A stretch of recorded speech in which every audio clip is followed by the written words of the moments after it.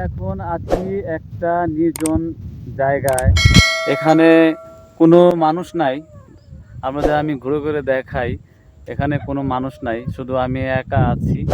এটা একটা উঁচু একটা পাহাড়ের নিচে দেখতে পাচ্ছেন। আমি আপনাকে পাহাড়টা ঘুরে দেখাই একটু। এই যে পাহাড়, ওই যে উপরে একজন দাঁড়িয়ে আছে দেখতে পাচ্ছেন। এই হলো পাহাড়, আমি পাহাড়ের নিচে আছি এবং উপরে দেখতে পাচ্ছেন একজন আমার সহকারী আমাকে হেল্প করার জন্য দাঁড়িয়ে আছে যদি আমি কোনো বিপদে পড়ি।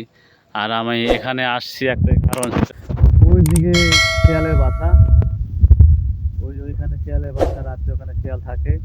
আমি দেখি শিয়াল আছে কিনা। আমার রিস্ক আছে, ভয় আছে, তবু আমি একজন সহকারী সাথে রাখছি, যদি আমি কোনো বিপদে পড়ি সে আমাকে উদ্ধার করবে। তো চলুন আমরা শিয়ালের গর্তের দিকে যাই, দেখি কি অবস্থা, শিয়াল আছে কিনা।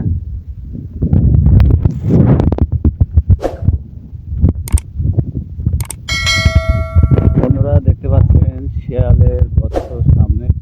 আমি একটু আস্তে আস্তে যাচ্ছি, দেখি শিয়াল যদি থাকে হয়তো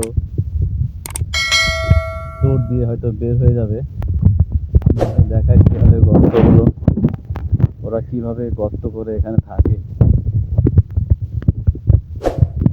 আমি যাচ্ছি খুব ভিড়তে, ভয় করছে যদি শিয়াল আমাকে দেখে, যদি আমাকে কামড় দেয় হয়তো অনেক বিশাল বিপদ।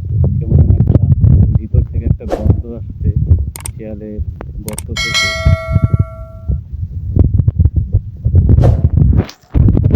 প্রচুর ভয় লাগতেছে, তবুও আমি একটু পিছনের দিকে থাকি।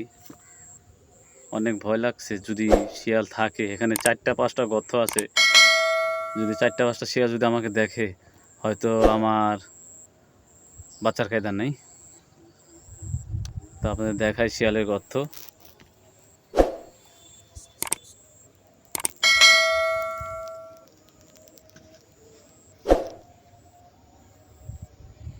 দেখতে পাচ্ছেন শিয়ালের গর্তটা অনেক ভিতরে, বাড়ি থেকে দেখা তেমন একটা দেখা যাচ্ছে না, ভিতরে অনেকটা গর্ত।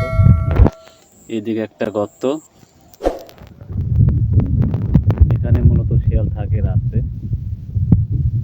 তো আমি আর বেশি কাছে যাব না, হয়তো বিপদ যে কোনো সময় ঘটে যেতে পারে।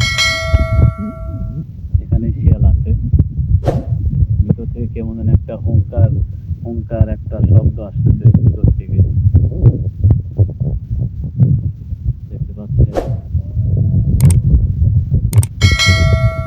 হলো শিয়ালের গর্ত, এখানে মূলত শিয়াল থাকে। এখানে মূলত এই গর্তের ভিতরে শিয়াল থাকে রাত্রে। ওরা রাত্রে বের হয়, দিনে তেমন একটা বের হয় না। সারা দিন এখানে থাকে, রাত্রে এখান থেকে বের হয়। তো এখানে থাকাটা খুব একটা নিরাপদ না, আমি এখান থেকে সরে যাই।